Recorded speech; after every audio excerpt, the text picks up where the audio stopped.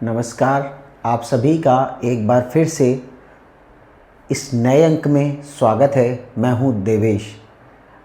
आज के इस अंक में हम बात करने वाले हैं, जो पिछला अंक मैं आपके लिए लेकर आया था, जम्मू कश्मीर के इलेक्शन को लेकर। आज उसी मुद्दे पर हम आपसे चर्चा करने वाले हैं।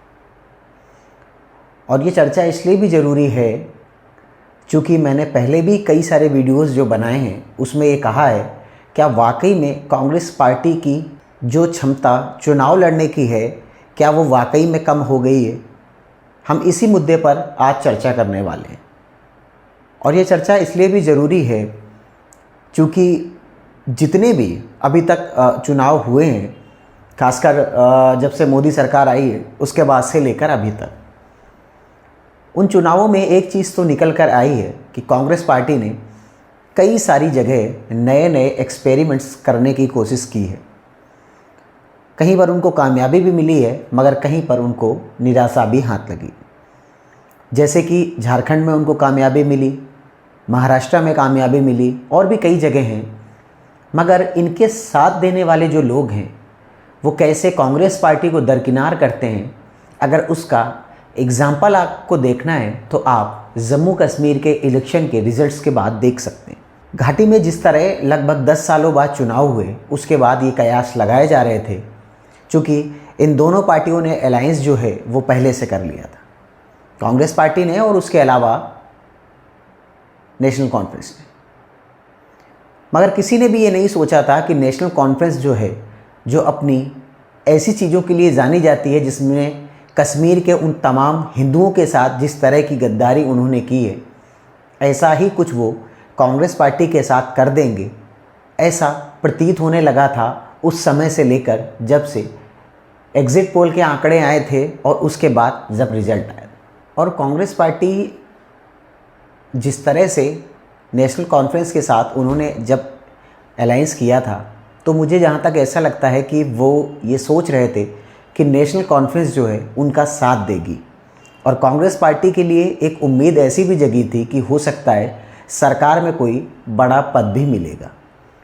हालांकि ये वहाँ के लोगों के लिए कितना सही है इसके बारे में तो कोई टिप्पणी नहीं करूँगा, मगर कश्मीरी पंडितों के हिसाब से मुझे जहाँ तक ऐसा लगता है कि एक सरकार अब ऐसी आ गई है जो आए दिन इसी बात की वकालत करने में लगी रहती है कि हम पाकिस्तान से बातचीत कर लें।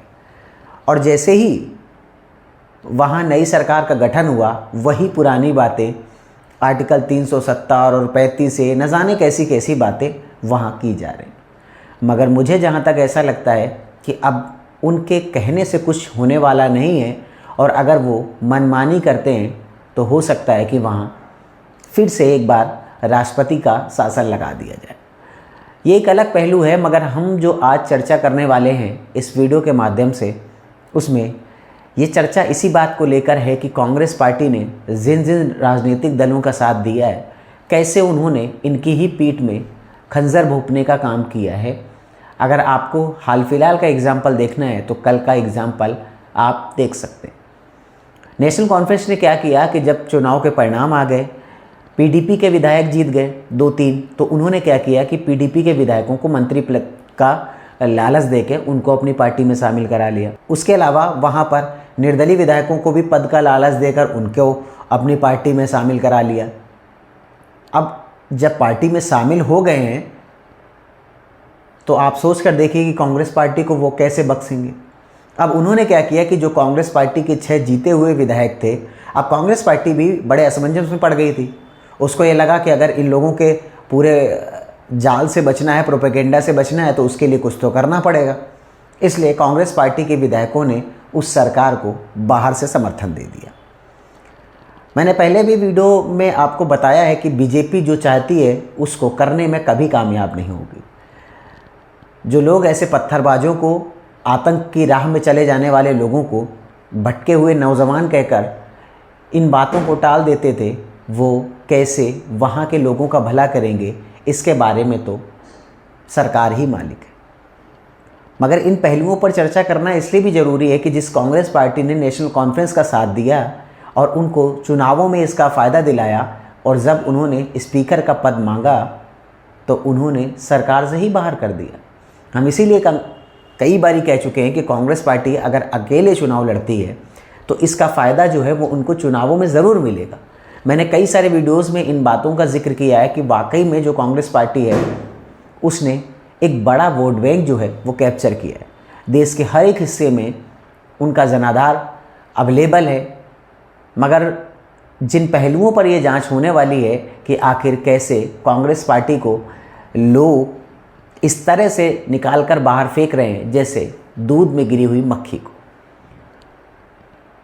अब जैसे जैसे वहाँ सरकार के गठन की जो प्रक्रिया थी उसमें विपक्षी एकजुटता दिखाने के लिए वहाँ पर तमाम राजनीतिक दलों के नुमाइंदों का जमावड़ा लगा रहा। आम आदमी पार्टी ने भी उनका साथ दिया है जो आए दिन पाकिस्तान से बातचीत करने की वकालत करते हैं।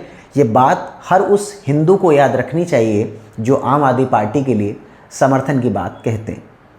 किसी ने भी ये नहीं कहा। और उन विधायकों पर भी एक बार आप ज़रूर गौर फरमाइएगा जो ऐसे लोगों के साथ खड़े नहीं हुए जो हिंदुत्व की विचारधारा की बात करते हैं। और उसमें ऐसा नहीं है कि किसी धर्म विशेष के ही लोग हैं, सारे ही हैं। उन्होंने ऐसे लोगों का साथ दिया जो अलगाववाद की बात करते हैं। इसीलिए कहा जाता है कि राजनीतिक पार्टी पर अगर आप भरोसा करेंगे तो मुझे जहाँ तक ऐसा लगता है कि ये कभी भी आपको धोखा दे सकते हैं। और इसके साथ साथ आपको ये भी जानना चाहिए कि अब जैसे जैसे महाराष्ट्र के इलेक्शन का जो अनाउंसमेंट किया गया है उसके बाद से जो सरगर्मियाँ बढ़ी हैं वो भी एक नए विवाद को जन्म दे रहा है। क्योंकि महाराष्ट्र में देवेंद्र फडणवीस की तरफ से ये कहा गया है कि हमारे जो मुख्यमंत्री का चेहरा है वो एकनाथ शिंदे हैं। अब आपका कौन है? तो मैं ये चाहता हूँ कि कांग्रेस पार्टी वहाँ उद्धव ठाकरे को किनारे करके, चूँकि उनका कोई बहुत बड़ा जनाधार वहाँ पर नहीं है, एक तबका उनको पसंद करने वाला है वो हमने देखा हुआ है। चूँकि जितने लोगों के समर्थन की बात वो करते थे उसमें से आधे चले गए। और कई बारी संजय राउत से उन्होंने कई बारी झूठ बुलवाया कि 20 आदमी हमारे संपर्क में हैं, 20 विधायक संपर्क में। कुछ भी ऐसा नहीं था। और इसीलिए मैंने पहले भी कहा है कि जो लोग समर्थन की बात करते हैं वो गली गली ढिंढोरे नहीं पीटते। तो अब कांग्रेस पार्टी को अगर सबक सीखना ही है तो वो महाराष्ट्र में ऐसा एक प्रयोग करें ताकि जम्मू कश्मीर के जैसे हालात वहाँ पर ना हो। नेशनल कॉन्फ्रेंस ने कांग्रेस पार्टी को आईना दिखाते हुए किसी तरह के मंत्रालय में भी नहीं शामिल किया, उनको किनारे कर दिया। अब राहुल गांधी पूरा डैमेज कंट्रोल करने के लिए अपनी बहन को लेकर वहाँ पर पहुँचे थे और उस फोटो सेशन में उन्होंने उनका साथ दिया ताकि किसी को भी ये ना लगे कि हमारी बेइज्जती जो है वो नेशनल कॉन्फ्रेंस की तरफ से की गई है। और सरकार को चलने देंगे या नहीं चलने देंगे एक अलग पहलू है। मगर मुझे जहाँ तक ऐसा लगता है ये जो कांग्रेस पार्टी के 6 विधायक हैं ये कब बीजेपी में चले जाएं इसके बारे में भी कुछ नहीं कहा जा सकता। चूँकि 6 विधायक हैं और दल बदल कानून तब लगेगा जब 1-2 जाएंगे। और वहाँ अगर सारे के सारे चले गए तो मेजॉरिटी में चले जाएंगे। इसीलिए हम आपसे कहते हैं कि अब आने वाले समय में वहाँ राजनीति का खेल बड़ा दिलचस्प होने वाला है, क्योंकि अब कई सारे विधायकों का इस्तीफा भी होने वाला है। और इसमें कोई दो मत नहीं है कि जिस तरह कांग्रेस पार्टी इस पूरे घटनाक्रम को झेल रही है उसके बाद वो महाराष्ट्र में भी फूंक फूंक कर कदम रखेगी। झारखंड को लेकर उनका पूरा जो मामला है वो बिल्कुल आईने की तरह साफ। वहाँ उन्होंने चेहरा जो है वो हेमंत सोरेन को ही प्रोजेक्ट कर रखा और होना भी चाहिए। मगर अब कांग्रेस पार्टी को ये बात समझ लेनी चाहिए कि ऐसे राजनेताओं को अगर अपने साथ में रखेंगे जो आए दिन पाला बदलते हों, आए दिन किसी अपने फ़ायदे के लिए किसी को भी लात मार देते हों, तो मुझे जहाँ तक ऐसा लगता है कि ये सब कुछ कांग्रेस पार्टी को और उनके तमाम करोड़ों कार्यकर्ताओं को ठेस पहुँचाने जैसा है। अब इस नई सरकार का जो गठन हुआ है उसमें प्रधानमंत्री मोदी ने उनको बधाई दे दी है, मगर क्या बधाई के लिए वो पात्र हैं ये भी ज़रा हमें सोचने पर मजबूर करता है।